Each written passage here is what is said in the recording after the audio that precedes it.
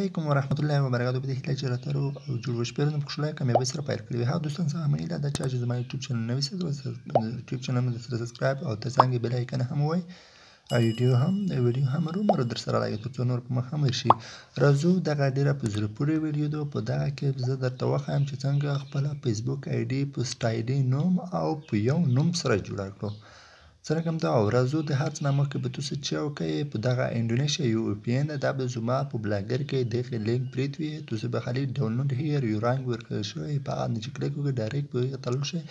دغه یو اپلیکیشن دا یو پی ان دا به تاسو چې وکړئ د پلی ستور ډاونلوډ کړئ. د یو پی ان د انډونیشیا په نوم سره دا به زما د بلاګر کې هلته لینک پریت وي. د هغه ځای څخه پاسونه سره تاسو ځان ته ډاونلوډ کړئ. په دا بلاګر کې سروې کې به چې یو باید پیسې سره یو پری دی دا پری کې به چې وام سرویس چې دا د انډونیشیا جپان وام سرویس دا چې د دان به انتخاب کړئ. په دا چې کلیک وکړئ نو تاسو ته یو اعلان ورسي. د اعلان ته لږ څه یو وړکی خند ویډیو دا به تاسو هرومرو ګورئ د مجبوري تاسو ګورئ.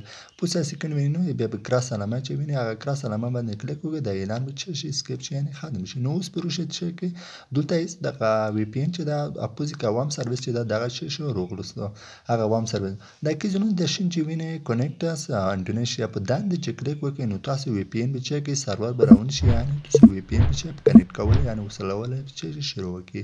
نو یو څو شیبې یا 10 سکند یا 20 سکند یا 10 سکند به تاسو سره انتظار کوئ ترڅو تاسو انټرنیټ کوئ نه په انټرنیټ پر ډایرکټ وی پی ان مو چې د انډونیشیا وی پی ان چې د کنیکټ کیږي. وی پی ان دا د انټرنیټ سره لږ څه نو لږ څه یو شیبه یو څو سکند ورته صبر کوو ترڅو دا وی پی ان چې شي وصل شي یعنی کنیکټ شي. نو لږ شی دا مو ورته وکړئ لږ څه ورته وکړئ. نو دا ډېره یو زبردسته ویډیو ده. ډېرو دوستانو راڅخه په شخصي کې غوښتنه کړې وه چې مونږ غواړو چې په یو نو خپله فیسبوک آی ډي په یو نوم سره جوړه کړو خو نه جوړېږي. نو ما مجبور شوم دغه ته ووایو. نو اوس یې ګورئ دغه وی پی ان چې شی اوس دغه کنیکټ کول د شروع کړي اوس چې دا به چې کنیکټ شي دلته به لږ صبر ورته وکړئ. کنیکشن روان دی لږ څه کېدنه د ویني نو هغه وی پی ان چې شو تاسو په کامیابۍ سره دا ایمو وی پی ان چې دا کنیکټ شو. اوس به لاړ شئ یو دلته سټایلي اپلیکیشن دا دغه سټایلي اپلیکیشن به هم تاسو زما د بلاګر څخه د همدې سټایلیشن مارکر په نوم سره فیسبوک سټایلیشن په نوم سره یو وی پی ان هغه چې دا اپلیکیشن دغه به هم زما په بلاګر کې دغه لینک پریت وي. دغه اپلیکیشن بلاګر ته لاړ شئ په بلاګر کې به اسانه سره نوم لیکلا فاروقي دا 15 نمبر چې دغه نوم چې سلیکټ کړئ انتخاب مکو چې مکو. اوس راځم لیټ فیسبوک په لیټ فیسبوک کې دلته چې کوم سیټینګ وایم سیټینګ اپشن باندې کلیک کوم نو ورسره پرسنل اکاونټ انفارمیشن دی چې کوم کلیک کوم نو دلته چې دا نیم باندې کلیک کوم اول مې چې افغان خان په نوم سره اوس دغه ډیلیټ کوم پس افغان هم ډیلیټ کوم. اوس راځم دلته د حکیم سټایلی نوم چې مو وی پی ان هغه اپلیکیشن خاصه باندې کلیک کوم. اوس دغه یو د کیز لاست نیم کې به چینل کې نو اوس د ریویو د چینل باندې کلیک وکړئ.